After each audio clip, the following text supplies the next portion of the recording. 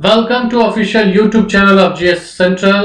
और आज का हमारा सेशन जो है वो ज्योग्राफी के एक टॉपिक से संबंधित है जिसका नाम है ग्रासलैंड ऑफ द वर्ल्ड। विश्व के घास के मैदान।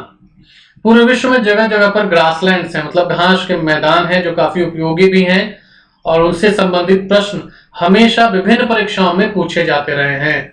कई बार उनको मिलान करने से संबंधित प्रश्न भी आते हैं, मतलब प्रश्नों में एक तरफ ग्रासलैंड्स का नाम लिखा रहता है और दूसरी तरफ वो जहां पाए जाते हैं उन स्थानों के नाम लिखे रहते हैं, उसको मिलाने के लिए कहा जाता है। या कई बार किसी खास घास के मैदान से संबंधित प्रश्न भी SSC, railway, CPO, CAPF, state PCS के एग्जाम्स तक में पूछ लिए जाते हैं।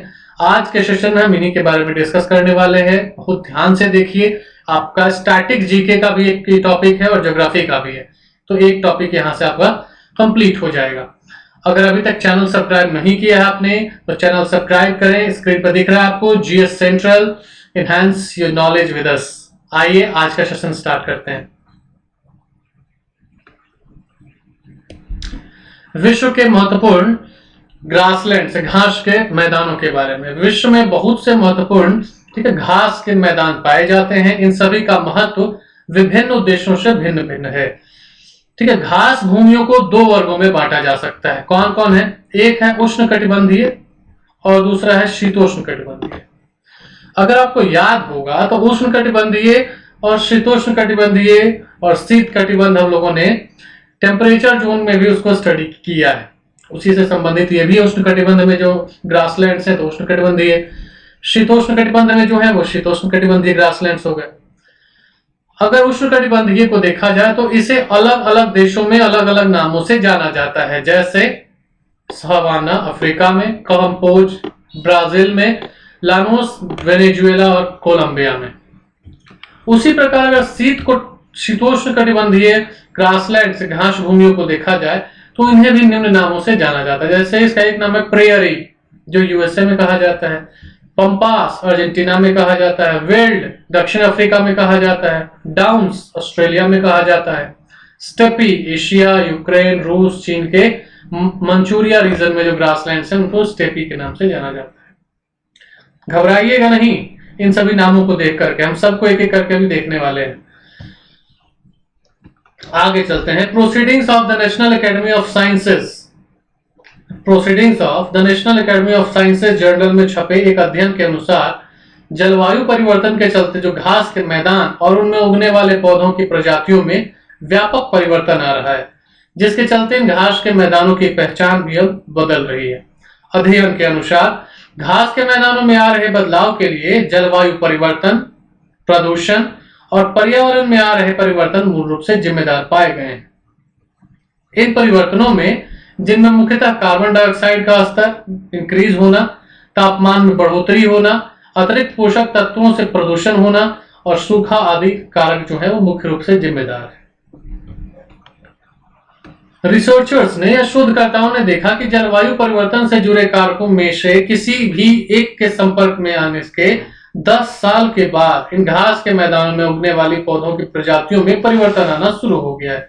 कहने का मतलब है कि परिवर्तन अकस्मात नहीं आए, इनमें करीब 10 वर्षों का एक लंबा वक्त लगा है और वह परिवर्तन जो है वो दृष्टिगोचर होने लगे। सर्वप्रथम तो ये जाने कि आखिर ये घास के मैदान प्रकृति के लिए क्यों जरूरी है या मानव के लिए क्यों जरूरी है। तो पूरी दुनिया भर में जो घास के मैदानों को कई नाम से जाना जाता है। उत्तरी अमेरिका में जहां इन्हें अक्सर हम इनको प्रेयरी कहते हैं और वहीं दक्षिण अफ्रीका में पंपास के नाम से जाना जाता है। मध्य यूरेशियन जो घास के मैदान है उनको स्टेपी कहा जाता है। ऑस्ट्रेलिया में डाउन्स, यूरेशिया में भी मुख्य रूप से रूस में टाइगा, अमेजन घाटी में सलवास, जबकि अफ्रीकी जो मैदान हैं उनको सवाना कहा जाता है। और इन सभी में जो एक बात समान है वो इनमें पाए जाने वाली घास जो इनकी स्वाभाविक स्वरूप की वनस्पति है।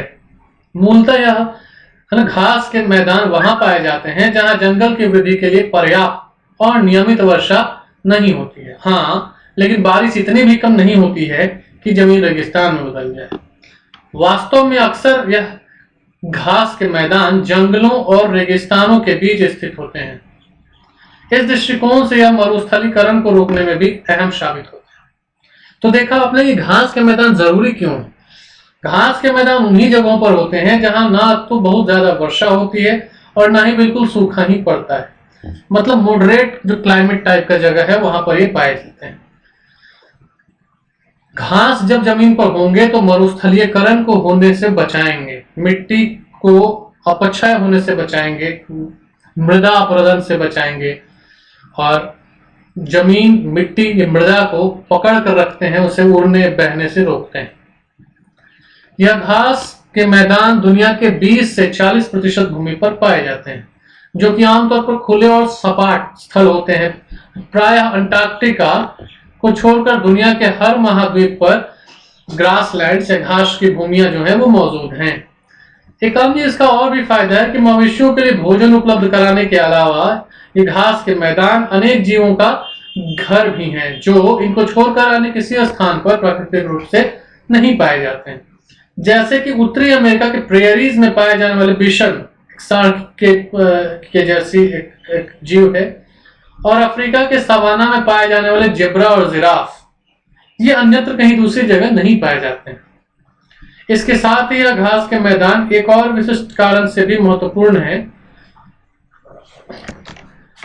यह दुनिया के कुल कार्बन उत्सर्जन का 30% हिस्सा को अवशोषित कर लेते हैं, जिसके कारण यह जलवायु परिवर्तन से निपटने में भी अहम भूमिका निभाते हैं और निभा सकते भी हैं। तो आपने देखा कि ये ग्रासलैंड्स इंपॉर्टेंट क्यों है। पहला तो इंपॉर्टेंट है कि मरुस्थल होने से रोकते हैं, जमीन को बंजर होने से बचाते हैं, जमीन के अपरदन को रोकते हैं। दूसरा क्या है कि मवेशियों के लिए चारे की उपलब्धता को सुनिश्चित करते हैं। तीसरा क्या है, कई ऐसे जीव हैं जंगली जिनका ये प्राकृतिक आवास है, जिसमें हमने उदाहरण में देखा कि अफ्रीका में उत्तरी अमेरिका के प्रेयरीज में पाए जाने वाले एक जीव है बिशन, और अफ्रीका के सवाना के जो ग्रासलैंड्स हैं उसमें पाए जाने वाला एक जीव है जेब्रा, एक दूसरा जीव है आपका जिराफ। यह घास के मैदान जो है वो प्रकृति को स्वच्छ बनाने में भी, प्रदूषण से निपटने में भी मदद करते हैं। जैसे कार्बन डाइऑक्साइड के ये अवशोषक है, करीब 30% कार्बन डाइऑक्साइड ये अवशोषित कर लेते हैं, इसलिए भी महत्वपूर्ण है। अब हम थोड़ा सवाना के बारे में पढ़ते हैं। सवाना घास का मैदान मुख्य रूप से पूर्वी अफ्रीका के केनिया, पूर्वी अफ्रीका याद रखिएगा, पूर्वी अफ्रीका के केनिया, तंजानिया में पाया जाता है। सर्वाधिक विस्तार इसका अफ्रीका में ही पाया जाता है। इसके अतिरिक्त Colombia, Venezuela, Orinoco basin, Brazil, Belize, Honduras के साथ साथ भारत के दक्षिणी भागों में भी पाया जाता है। सवाना एक उष्णकटिबंधीय ग्रासलैंड है जो उष्णकटिबंधीय वर्षा वनों और मरुस्थलीय बायोम के बीच पाया जाता है। इस प्रकार के घास के मैदान में घास के अतिरिक्त कहीं कहीं झाड़ियां और कुछ पेड़ भी पाए जाते हैं। ये सवाना के बारे में हमने देखा। अब हम आते हैं पंपास के बारे में। पंपास घास के मैदान का विस्तार दक्षिण अमेरिका के अर्जेंटीना और उरुग्वे में अटलांटिक महासागर से लेकर एंडीज पर्वत तक पाया जाता है। 7-8 लाख वर्ग किलोमीटर में फैले ये मैदान, घास के मैदान काफी अत्यधिक उपजाऊ भी होते हैं। अब एक और ग्रासलैंड है लानोज। लानोज घास के मैदान का विस्तार वेनेजुएला में। अब एक एक करके हम देखते हैं घास के मैदान और उनके विस्तार क्षेत्रों को, जो बराबर एग्जाम में पूछा जाता है और जिसको याद रखना जरूरी है। तो सवाना कहाँ मिलेंगे? पूर्वी अफ्रीका के Kenya, Tanzania, Venezuela, Colombia, Brazil में भी पाए जाते हैं। पंपास अर्जेंटीना, उरुग्वे और ब्राजील में पाया जाता है। स्टेपीज की बात करें तो पश्चिमी रूस, मध्य Asia, Eurasia. Campos Brazilian highlands में पाए जाते हैं, उच्च भूमि में पाए जाते हैं। लानोज वेनेजुएला का है। सेल्वास अमेजन बेसिन में पाए जाने वाले ग्रासलैंड्स हैं। सुराडो ब्राजील के ग्रासलैंड्स हैं। साहेल अफ्रीका में लाल सागर से लेकर रेड सी से लेकर अटलांटिक सी के बीच में पाए जाने वाले ग्रासलैंड हैं। वेल्ड जो है वो साउथ अफ्रीका में पाए जाते हैं। कैंटरबरी न्यूजीलैंड में पाए जाने वाले ग्रासलैंड्स हैं। डाउन्स ऑस्ट्रेलिया में। प्रेयरी उत्तरी अमेरिका में। पुस्ताज हंगरी में पाए जाते हैं। पटाना श्रीलंका में पाए जाते हैं। पोकलैंड ऑस्ट्रेलिया में पाए जाते हैं और कंपोज ब्राजील में पाए जाते हैं। इस प्रकार हमने कुल 16 ग्रासलैंड्स के बारे में देखा और इनके विस्तार क्षेत्रों के बारे में भी अध्ययन किया है। इस सेशन में हमने ये भी अध्ययन किया कि हमारे प्रकृति के लिए और मानव एवं अन्य जीव जंतुओं के लिए ग्रासलैंड्स कैसे उपयोगी हैं, क्यों उपयोगी हैं। ये सेशन आपको कैसा लगा आप हमें जरूर बताएं, और अगर ये सेशन आपको अच्छा लगा तो इसे लाइक और सब्सक्राइब करें। आप हमसे हमारे फेसबुक पेज और टेलीग्राम चैनल के जरिए भी जुड़ सकते हैं। वीडियो अंत तक देखने के लिए बहुत बहुत धन्यवाद। मिलते हैं अगले वीडियो में।